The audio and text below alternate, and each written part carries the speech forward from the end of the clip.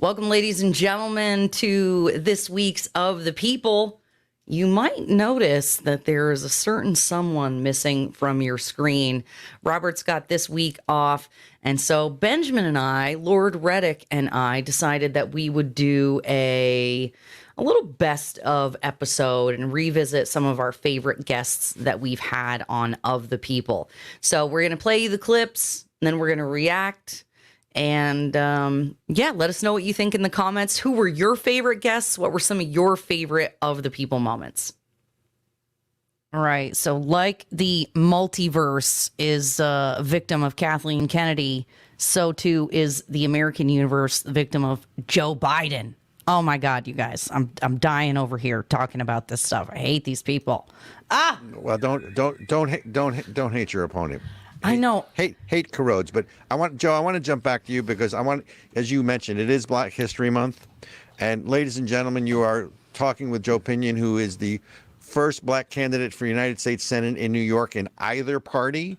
So, Joe, you are part of Black History Month. You're a guy from Yonkers, right? You're history. What? You're part of history. Exactly, right? You're a guy from Yonkers. You know, or did I get that right? It's Yonkers, right? Yep, Yonkers, New York. Yonkers, New York. But so I want to go closer to home to New York City. We're still staying with the immigration topic, but now you have Mayor Adams in New York City, where they're going to hand out debit cards for, I don't know, $1,000 a month, right? It's a brand, right? And I guess our brand is chaos. Well, our brand is incentive, right? I mean, if I'm going to get, I'm an illegal immigrant. I'm going to get free food and free lodging, and I'm going to displace American citizens and get free education. And by the way, when the Biden administration is moving around these illegal immigrants, we all know, or at least I know, what happens is they fly them to different locations, and there's a special line at TSA, which even if they choose to, they don't have to get there's no ID anywhere. Right? If you're an American, you need identification. But Joe, what's going on in New York City? Because to me, all that is going to do is incentivize more people to come here illegally, provided there's no more than 5,000 a day, right? I mean, yeah. You need to tell us why your people are crazy, Joe. Tell us. Right. Well, and this is the argument and the fight that I get in with my fellow Republicans and my fellow conservatives. I don't think New Yorkers are crazy. I think New Yorkers are suffering under the tyranny of crazy people. If you talk to the average person in Brooklyn, and even if you expand it outside of New York, you talk to every day, not just the people on the streets of Chicago, but also the people in the lower chamber of the state legislature in Illinois. You have plenty of aldermen in Illinois talking about if you are going to be giving Black people anywhere the type of accommodations that the state of Illinois and Chicago is offering to migrants, we would have had a population boom a long time ago. Can you imagine how many people would have been moving back to places like Gary, Indiana, or people would have been moving back to Detroit if all of a sudden we just started handing out $53 million worth of debit cards? I'm seeing all these towns in Vermont who are trying to basically buy you a house and pay you to live there to become a nurse. You don't think that if you were handing out these debit cards in all those small forgotten towns of Vermont, we could have gotten people to move there? So yes, when you juxtapose that with what is happening in places like New York City, where you have Black and brown people to the tune of over 300,000 officially, by some estimates over 600,000 people living in public housing, that is $80 billion behind on repairs. I will repeat, $80 billion behind on repairs. That is not the national bill for public housing in the nation. That is the delinquent bill for public housing in New York City alone. Wow. Just the 5 boroughs. So if you're that person living in that building where the elevators don't work because we had 20,000 that broke down, where there's lead in the paint, and this is documented, where there is arsenic in the water, and this is documented, and you're walking through the streets of Manhattan and you see people rolling into the Roosevelt Hotel with 3 squares and also a debit card to boot. At some point, something is going to be triggered in your mind saying, these people don't give a you-know-what about us. And I think that is where many people are. That is where the opportunity is for Republicans. We have to stop getting on Fox and Newsmax. I love them both, but we have to stop getting on TV and talking about what the Democrats have done. We must start going into communities and demonstrating what Republicans are willing to do in the name of making sure that, yes, we put Americans first, put the people who have made this country what it is first. And so if you're going to talk about Black history and all those great phrases used by all those great Democratic politicians, from Jesse Jackson to Barack Obama, hands that pick cotton will pick a president. What is the virtue of having hands that used to pick cotton picking a president if they represent a political party that does everything humanly possible to put your needs and your ambitions on the back burner? So I think, again, there is an opportunity for the conservative movement. There is an opportunity for the Republican Party to say you are getting a live demonstration of just how little these people think of you, of just how stupid they believe you to be, because they can do this in broad daylight and still ask you for your vote with a straight face. Oh my God, Joe. It is one You of the just said things. it, Joe. You just triggered her. I just want. Oh, you to know. you got me. Now I'm going. Well, because it's, being in an interracial marriage, there's so much that, like, just being honest, as a white person from Vermont, there was a bunch of stuff I didn't know, right? Because I grew up very differently. And then what was so frustrating about the Black Lives Matter movement is that there are legitimate problems in Black communities in the inner cities, and all of the legitimate problems got overlooked because of the salacious, outrageous way people were talking about things. And listening to you share, 20,000 elevators, arsenic, lead, and we can't pay reparations. Let's not forget failing schools that trap them in the cities as well, because the only path out, right, of poverty, regardless of race, creed, or color, is education. Correct. And we all want our kids to be better, be more educated than we are. Yeah, Pretty Flint, simple. Michigan still has lead in the water. Yep. Right? We can't talk about reparations. We can't talk about fixing this stuff, but y'all are going to give $53 million in debit cards to people who aren't even Americans?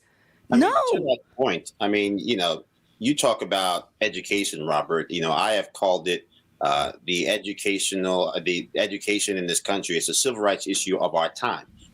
What is happening in these public schools, it is disproportionately impacting minority students. In New York City right now, as we speak, we're at close to 75% of Black students not being able to do math at grade level. Right? 75%. That is not a typo. That means only around 26% of the Black students are capable of doing math at grade level. The rest of them don't know what they're supposed to know. Across the state, we're looking at close to 60% of all children, all colors, all creeds, unable to read at grade level at a time when those fundamental tools for education are going to mean more than ever. As we head into an automation era where they're going to have to be able to articulate, more so than have a particular competence for coding or whatever, what exactly it is they're trying to solve from a problem-solving standpoint, right? So specificity of language is going to have a great impact on all the things that we do on a day-to-day basis moving forward. And none of it is happening because, to your point, they are so focused on dividing us. They are so focused on being anti-racist that they have ushered in some of the most racist and bigoted policies we have seen in a lifetime. Even if you look at what happened with Senator Tim Scott in the aftermath of his presidential race, or I would say in the winding final days of his campaign for president, where he proposed to individuals that he had been dating, and the way that he was spoken about, just by virtue of the fact that they knew they could get away with it, because he was a Black Republican, right, and the Black community would let him get away with it because the person that he had chosen to propose to was not a Black person themselves, but a white woman who happened to be a conservative. And so these mainstream media that loves to wrap themselves in the patina of respectability allowed the only Black man in the United States Senate who was a Republican to be savaged in ways that they would never accept under any other conditions. And so now we have built this world where there is only one way to be black. There's only one way to be a black ally. And you know how you know that has become the case? Because now, even on places like Harvard University campuses, and even on places like the University of Pennsylvania campuses, you have Jewish students hiding in libraries for their life, because the same Jewish people who were basically risking their lives side by side with black people who are buried in shallow graves as we speak that will never be discovered in the name of riding for freedom are now being told that their allyship is insufficient. And the only way for them to be a good ally is to side with Hamas, who doesn't think any Jewish people should exist anywhere. That is the America that is being built right before our very eyes. They basically are creating racists. It's like, it's okay for you to be a racist against people we don't agree with. First of all, right? They're like sanctioning racism against political opponents, and then creating racists by all like the border nonsense, and then just talking smack about each other and being so ugly. It's creating division where there doesn't need to be. It's not creating division. It's fomenting division that was already there, right? I mean, you've got to sort of step back from all of this. When you look at, right, let's go, you had mentioned Martin Luther King, right? The I Have a Dream speech where I to want to live in a country where I'm judged by the content of my character and not the color of my skin. You juxtapose that with the Black Panthers movement, and the reason I bring that up is because basically Black Lives Matter is sort of a modern day version of the Black Panthers movement, including adopting their 10 or 14 points strategy, right, or belief position. And now it's like an Alice in Wonderland, right? If you don't judge people based on identity politics, then you are a racist. And by the way, as a white person, you have systemic racism. You're born racist and you can't help yourself. So they have made everyone into a victim. And let's not forget, social justice or justice is always rear-facing. It's who to blame and how to make reparations or fix the problem. And freedom is always forward-facing, Ericka. So they're dividing us because if they can divide us, it's easier to stay in power. And to me, I'm cynical. I'm from New Jersey. We all know that. It's all about staying in power. Joe, what say you? It's 100% about power. And to the point where, here's what I always say. I don't get to tell you what to believe, but I do get to demand you be consistent. And even if you look at what has happened here, it was Malcolm X, of all people, who warned us that the northern white liberal was more dangerous than the southern segregationists, calling them the northern fox to the southern wolf. And yet somehow when these people try to embrace the mantle of black power, they ignore that fact, right? It was the old saying, from Huey P. Newton and Stokely Carmichael, power It does not flow from the sleeve of a dashiki, it flows from the barrel of a gun. And yet somehow these are the same people who, in the name of black power, have sided with northern white liberals who try to unilaterally disarm law-abiding citizens, whom black women are the fastest growing segment of new legal gun owners, because it's our communities disproportionately that have been turned into a shooting gallery by virtue of this ridiculous radical defund the police movement brought to you by the Marxists masquerading as people concerned for Black Lives to Matter. So yes, I think it is purely about power, and it has always been about power. And the time has come for minority communities to recognize that the power is vested in them. It is not vested in those who pretend to speak on their behalf. That's right. And I would argue that until the black community, any minority community, but until the black community understands that the Democrats have been using them as one of the pillars of their support without really, the black community did they benefit under Obama's policies? Not that I saw. Is the black community benefiting under the Biden policies? Not that I saw. But it does come down to votes matter and elections matter. So it's going to be interesting to see, given the rise of illegal immigration, which in New Hampshire was the #1 issue, and yes, we're a border state, but the focus is on the southern border, how that affects the black community's vote towards presumably who Donald Trump will be the nominee on the Republican side versus whether it's Joe Biden or somebody else. Look, I think to that point, right, it's, if you take your Republican hat off, right, and just try to look at things from a logic standpoint, right? Is it logical for someone to arrive at the conclusion that a vote for this party is going to benefit them? Well, if you look at somebody who was I call the not in my backyard northern white liberal crowd, perhaps it does benefit them to vote for Democrats if their main concern is being absolved of any guilt for how they're acting in the present. And that's what happens when Democrats line up and start talking about reparations for things that people that died long before they were born are responsible for, right? When New York State is talking about reparations, even though clearly it is a northern state where it is not responsible for the transgressions of history, right? So there's that perspective. If you're looking at the LGBTQ community, or however many letters have been added now, there is a very real argument to be made that even just in my adult lifetime, by the pushing of Democrats, there has been marriage codified at the federal level and certainly before that at the state level for gay marriages. There are now laws being codified to effectively strip parents of rights to make sure that children can transition without their permission. You could make the argument that there are policies being passed that if you are someone that subscribes to that type of mindset, that would benefit you. You get to the Black community, you get to the Hispanic community, people who are here legally, I don't know how you make such a compelling argument. In fact, it goes the opposite way, right? There are schools in New York City right now where there is not a single Black child reading or doing math at grade level.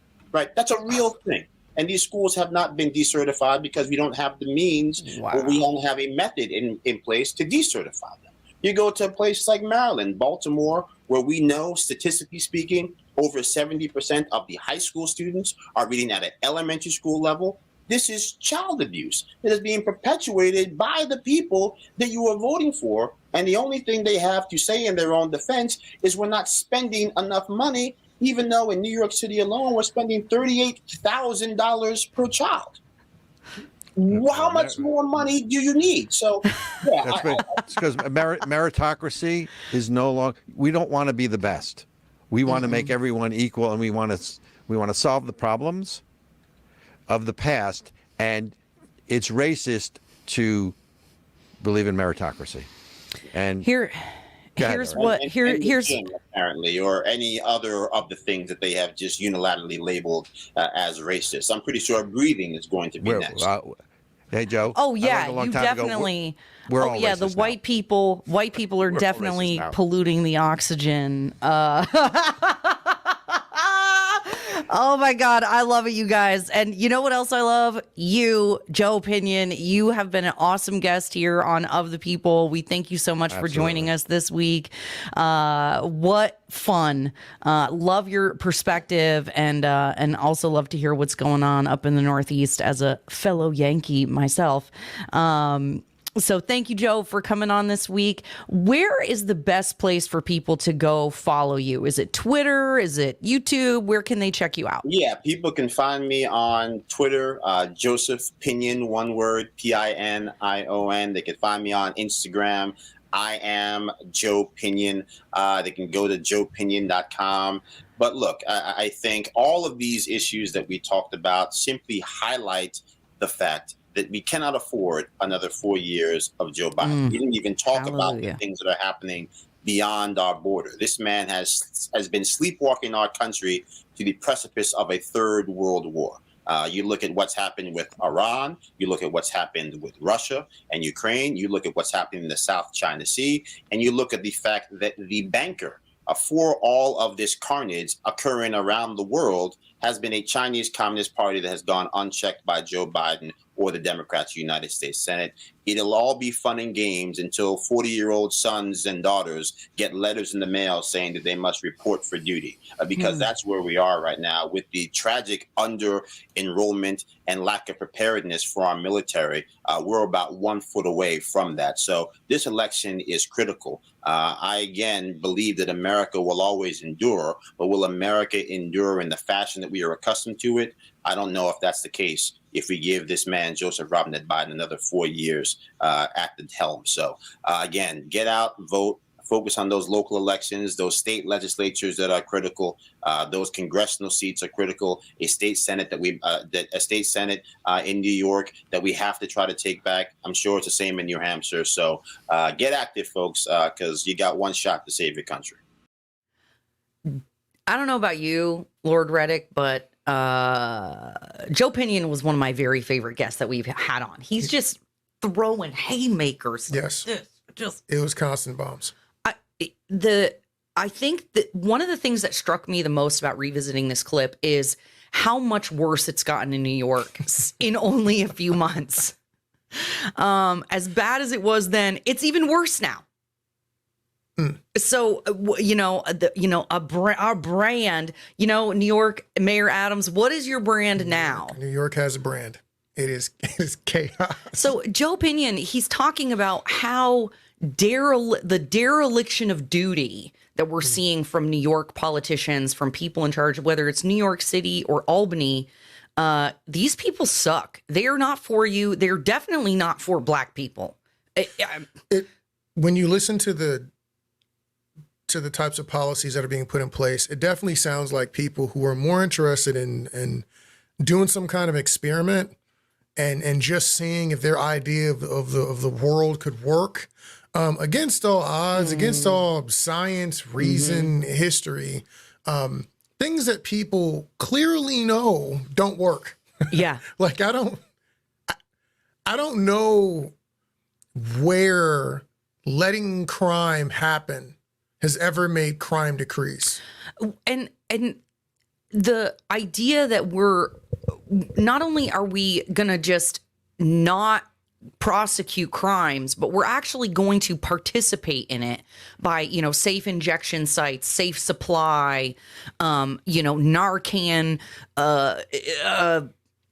machines, vending machines, all that stuff. Like, well, see, you're actually like enabling it. Well, some of those things I could see where people are trying to say, well, if my drug addiction is a sickness, the Narcan could save a life if something's going on, that maybe if we do this, it'll cause them to not have to do crimes to get the drugs. I could maybe see the logic or the libertarian argument of allowing people to do what they want to do with their bodies. From that perspective, I could maybe see how you land there. But like when people commit crimes, we're not going to keep them in jail. Yeah. As do what you Annika want. Sperry was talking about. Yeah, do what you want with your own body. But once you infringe on, once you're messing with my stuff or taking money out of my pocket to pay for it. Well, yeah, but like when Ericka Redic was talking about, was that New York where they did dismember the corpses? Oh, yeah. The bail reform. Right. So, oh, my God. Yeah. So when you get into that part of the utopia, it's just like, where have you ever seen that work well? The only time I've ever seen criminals just pretty much able to do whatever they want to is in prison. or the purge. And as a man, the stories I've heard about prison don't sound like a utopia. I don't know about the female prisons, but the male prisons sound like a blank hole. So, oh, yeah. The female prisons, too. Don't let them lie to you. And so basically what's funny is that Joe Pinion talking about this, if any of you guys have seen Fallout, nuclear war, Holocaust, and then they have these different little communities underground, these bunkers, and each bunker has like a different experiment going on. Oh, right. Like different rule sets to determine. Yes. And so everybody gets to try to play God. That's what New York, California, and Vermont remind me of. So we can fall out. Oh my gosh, it's so true. They really are. And you know what? The best part is there's immediate evidence. Okay. I remember covering New York's bail reform on my podcast, Generally Irritable, a couple of years ago when they were first doing it. And it was like, you saw the list that they were removing from bail, and it was violent crimes, sexual assault, domestic violence, like gun charges, right? For being so anti-gun, they were letting off people with gun charges. I don't get that at all. And so you just see this. It doesn't take long for the socialist, communist, bull utopian morons. It doesn't take long for their ideas to come crashing down and go terribly wrong. Yeah. All right. So next up, we're going to check out Jaco Bouillon here in Texas. He is doing yeoman's work on the border and trying to protect kids and people from human trafficking. So let's watch one of our favorite clips from that interview.